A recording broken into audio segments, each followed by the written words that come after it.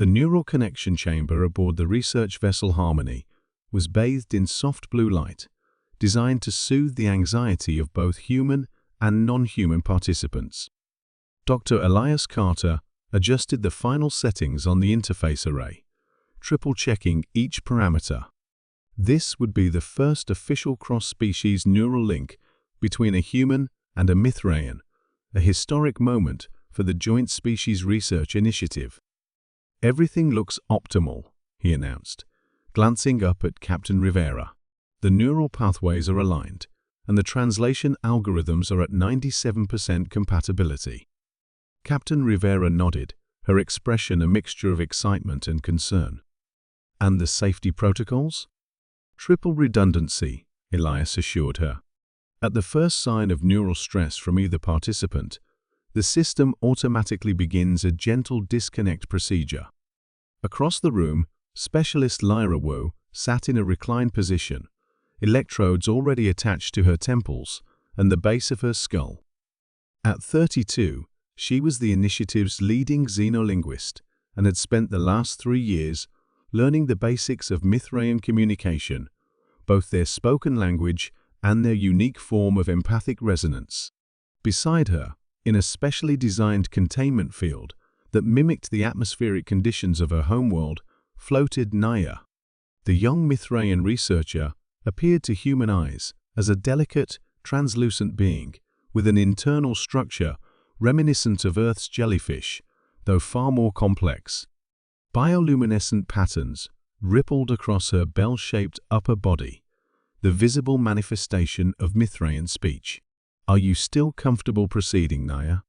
Captain Rivera asked, her words translated by the ship's AI into patterns of light that pulsed through the chamber. The Mithraean's inner structures glowed in response, which the AI translated, "Yes, Captain. I have prepared extensively for this connection. It is an honor to be the first of my kind to experience direct neural communication with a human." Despite the confident words, Elias noticed a subtle flickering in Naya's bioluminescence, what the team had come to recognize as the Mithraean equivalent of nervous trembling. "Remember," Elias said gently to both participants, "this first session is strictly observational. Lyra, you'll be experiencing Naya's sensory perceptions and surface thoughts. Naya, likewise with Lyra's. Neither of you should attempt to delve deeper or direct the connection. Just observe and experience." Both nodded in their respective ways. Initiating neural handshake in 3, 2, 1. The interface hummed to life. Lyra's body tensed momentarily, then relaxed. Naya's entire form pulsed with a bright flare of blue-green light before settling into a steady, rhythmic glow. For several minutes, nothing seemed to happen. The medical officers monitored both participants' vital signs, which remained stable if slightly elevated. Then Lyra gasped softly. I can feel. Everything is so different. The light. I can taste the light." Mithraeans perceived electromagnetic radiation across a much wider spectrum than humans, and experienced it through what humans might describe as a combination of taste, touch, and sound. Naya's translation came through the speakers, the solidity. Such weight, yet such strength in the density. To a being that had evolved in the upper atmosphere of a gas giant, the experience of having a solid human body would be profoundly alien.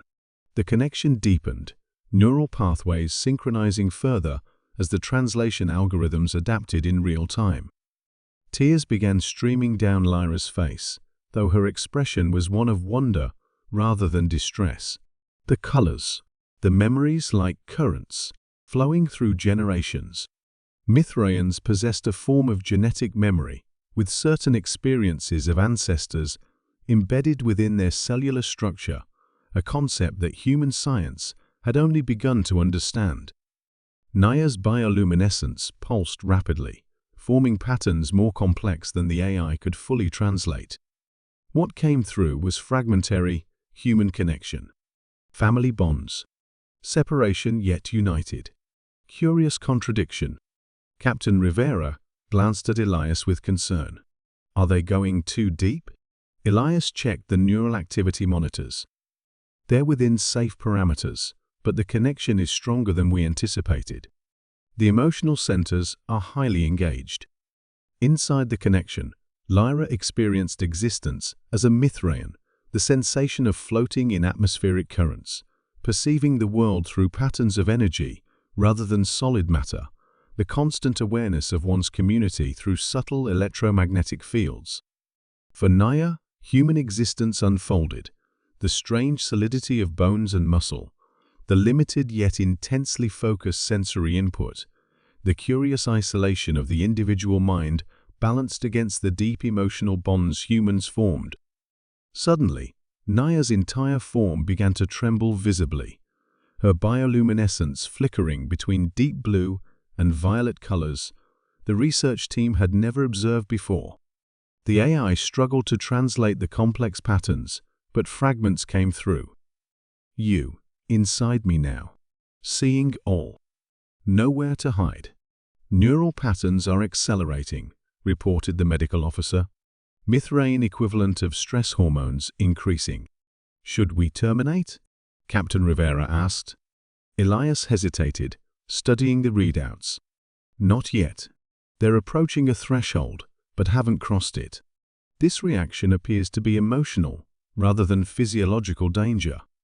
Through the connection, Lyra sensed Naya's distress and instinctively tried to project calm. It was not part of the protocol. Participants were supposed to remain passive observers, but her linguist training and human empathy took over. It's okay, Lyra whispered, the words carrying through the neural link more as feeling than language. I see you, and you're beautiful. Thank you for sharing this with me. The effect was immediate.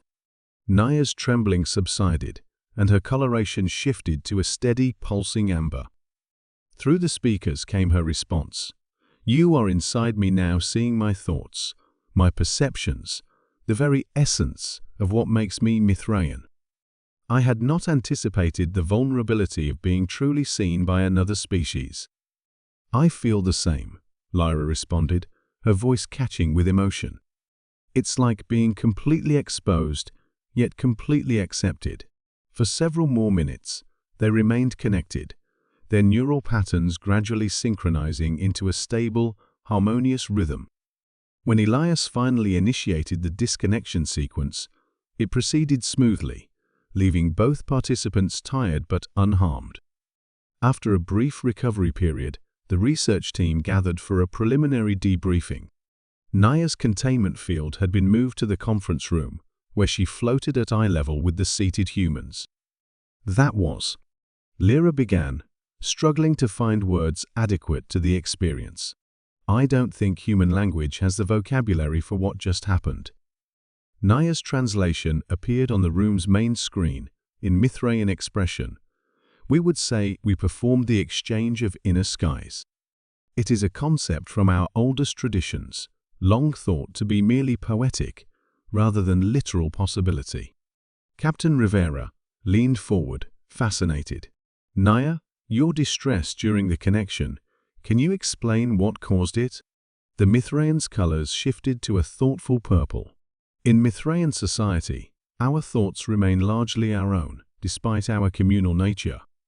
We share emotional states and surface impressions, but the depth of this connection was unprecedented. The moment I realized just how completely specialist you could perceive my inner being, I experienced what you might call existential vulnerability. Fear? Elias suggested. Not precisely. In your terms, perhaps closer to the profound vulnerability one might feel when truly seen by another for the first time. There was fear, yes, but also wonder, relief, and something I believe humans call validation. Lyra nodded in understanding. When we connected, I didn't just observe Naya's thoughts or perceptions, I experienced what it means to be Mithraean, and she experienced what it means to be human. That goes beyond simple data exchange into something almost spiritual. Captain Rivera considered this. This raises important ethical questions for the initiative. If the connection is this profound, we need to ensure all future participants fully understand what they're consenting to. I believe, Naya's translation appeared, that despite the intensity, this form of connection may be the truest path to understanding between our species. Words can be misinterpreted, actions misunderstood, but direct experience leaves little room for prejudice or misconception. In the days that followed, both Lyra and Naya reported lingering effects from their connection. Lyra found herself occasionally perceiving light in ways that seemed more Mithraean than human, subtle variations and patterns previously invisible to her. Naya developed an unprecedented understanding of human body language and vocal intonations, even without technological assistance. 1 week after the initial connection, they met again in the research lab for additional tests. As Naya's containment field settled beside Lyra's workstation, the Mithraean's colors shifted to a warm golden hue that the entire research team had come to recognize as affection. I have been reflecting on our experience. Naya's translation appeared on Lyra's screen. In ancient Mithraean philosophy, there is a concept called the dissolving of boundaries, the idea that true understanding comes only when we cease to perceive ourselves as separate from what we wish to understand. Lyra smiled. Earth philosophies have similar concepts. To know something, you must become it, and it must become you. When I said you are inside me now, during our connection, Naya continued, I was experiencing that dissolution. The fear came not from your presence in my consciousness, but from the realization that the boundary I had always perceived between myself and other was perhaps more permeable than I had believed.